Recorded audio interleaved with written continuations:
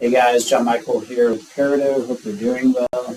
I'm just going to briefly talk to you today about IRAs and SEPs because they sort of come up a lot. And I'll even briefly mention 401ks as well. They come up with small businesses and even individuals. There's some synonymous meanings. Some people might say SEP and mean IRA. So I just want to clarify what they are and what they impact and what they mean for taxes.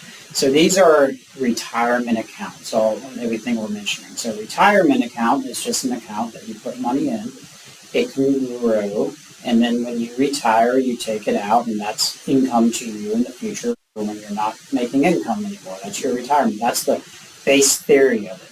So there's certain rules around these to where once the money's in, it's tax-deferred growth, and what that means is put $1,000 into a retirement account, and it makes $100 a year in interest. That $100 a year is not going to be taxed to you until potentially you take it out. It depends on the retirement account. So that's what they mean by tax-deferred growth. That as it grows and makes interest and dividends or whatever, you're not going to be having to pay tax on that every year. And you can get any of these retirement accounts, and in any one of these retirement accounts, you can choose what you want to invest in and stuff depending on the financial account you're with. 401ks may have some limitations on what you can invest in depending.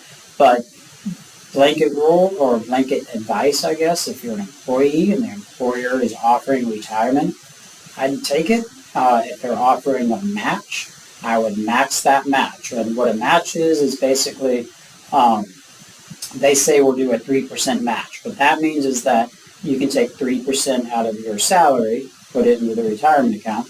They will match that 3% so that it's getting that 6% of your wages into that retirement account. When they match it, it's not going to be income to you. It's going to be tax deferred, so it's going to go into that retirement account. So a situation like that would be, for example, a simple IRA. So there's a lot of options here. When you're on the business side, your options are going to be a simple IRA, a SEP, or a 401k. And on the individual side, your options are going to be an IRA, either a traditional or a Roth. So it's IRA, but there's a traditional IRA and a Roth IRA. So let's talk about the individual side for a minute.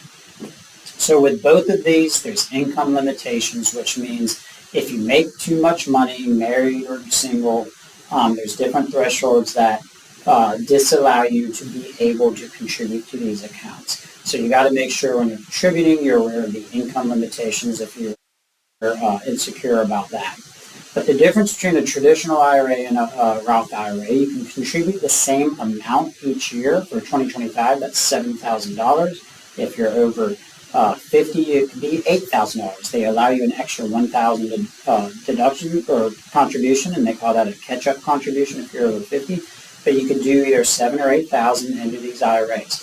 Now, the difference between the two is a traditional IRA. When you put this $7,000 in, you can deduct that on your taxes. So you get a tax deduction to put money into this traditional IRA. But what that means is you put this $7,000 in, you get that tax deferred growth. It grows for the next 40 years until you retire. And then when you retire, that $7,000 has grown into $14,000. And you take $14,000 out, that's going to be income to you, ordinary income to you at the time of retirement. So you put $7,000 in, you got the free tax deferred growth. You get to that 14, you take it out, it's going to be income to you at the time when you're retired and you're taking that retirement out. But it's nice because you get to get that in, and the reason it's income to you is because when you put that $7,000 in, you got the deduction. So you got a deduction, in the future you take it out, you get the income. So that's the traditional IRA. A Roth IRA, sort of the opposite. So you put the $7,000 in, you do not get a deduction. It's just you're putting what they call after-tax money in. The reason it's after-tax is because you're not getting a deduction for it, so it's money that you've already paid taxes on that you're putting into this Roth, and then you put this $7,000 in, you don't get a deduction, it grows to 14 until you retire, and when you take that 14 out upon retirement, it's not income to you. So I always say, people want traditional because they want that deduction, but they're glad if they have money in a Roth because in the future it's free money. So it's hard to have your cake and eat it too. You're not going to get a deduction and you get the free money. So you're either not getting a deduction and you get the free money when you retire, or you are getting the deduction and you pay tax on it retire. So that's the difference between the two. Yes, you can do both, and I'm putting my quotes up here. You can only do $7,000 a year, and the limits go up. So check the limits; they change. But you can put $3,500 into a traditional, deduct it. Put $3,500 into a Roth, and not deduct it. So that's what I mean by both. But it's $7,000 total that you can put into that. So that's the personal side. That's the traditional Roth, and quick description as I can. Let's talk about the business side. So if you're a small business or you have an opportunity as an employee, you can either do a simple, a SEP, or a 401k.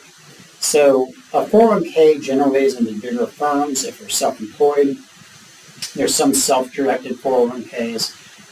Typically, the benefit to a 401k is you can put a lot more money into those, but they're more expensive to administer and to do, and as opposed to a simple or a SEP, that they're not very expensive to administer or do, but you can't put as much money into those.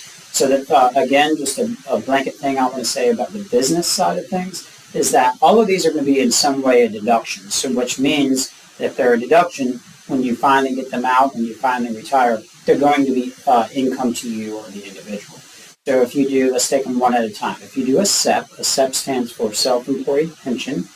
You can be self-employed, or you can be like a one-earner S-corp. You can do this. You can even do it for a certain number of employees. But a SEP is limited to the amount you can contribute of 25% of your earned income.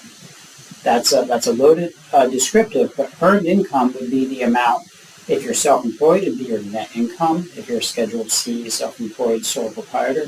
If you're an S-corp, it would be the amount you're putting on your W-2. So these are round numbers. If you pay yourself $100,000, you can roughly put $25,000 into a SEP, 25% of that W-2. That's if you do W-2. If you pay yourself, if you're an S-corp and you're doing draws are not considered earned income. It's only the amount that you're paying that Social Security and Medicare on, those self-employment taxes, and that's limited to 25% of that. And it's got a cap. It's around $50,000. It goes up or down every year.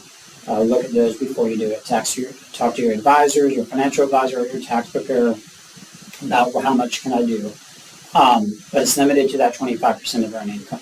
You've got a simple. A simple is something that small employers provide. That's where you get those. You can provide a match where 3% can come out of the employee. The employer can match 3%. The employer is getting a deduction for that 3% match. The employee, that 3% is coming out of their pay before tax, so they're not getting taxed on that.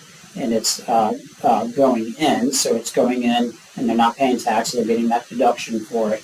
And since they're getting that deduction, it comes out. So a simple is sort of a simple 401k. They call it simple to just say this is an easier 401k. You've got these match scenarios that you can do, that you set up. And then the 401k, I briefly mentioned, you can do a lot more to a 401k, but it's a lot more robust and expensive to administer. But that is sort of a quick and dirty of the difference in the concept behind them and what you may or may not want to do. It depends. You might want to do a Roth if you're not getting a deduction, if your income's low or you're not getting a full deduction for the amount you put in. Well, obviously you don't want to do a traditional because you're going to get taxed when you take it out. And if you didn't deduct it putting in, that's double tax. You don't want to do that. So you might think Roth. Or if you're in a position where you don't need the deduction for other reasons, you're getting other credits or something, then you might want to think about a Roth. So there's scenarios you want to be aware of and concerned about. If you're an employee and the employer is offering the match, easy advice, take that match. Of course, it means you're taking money out of your pay for them to match, but you're getting that free match. Take advantage of it. But that's it. If you have any follow-up, you can let us know, and good luck.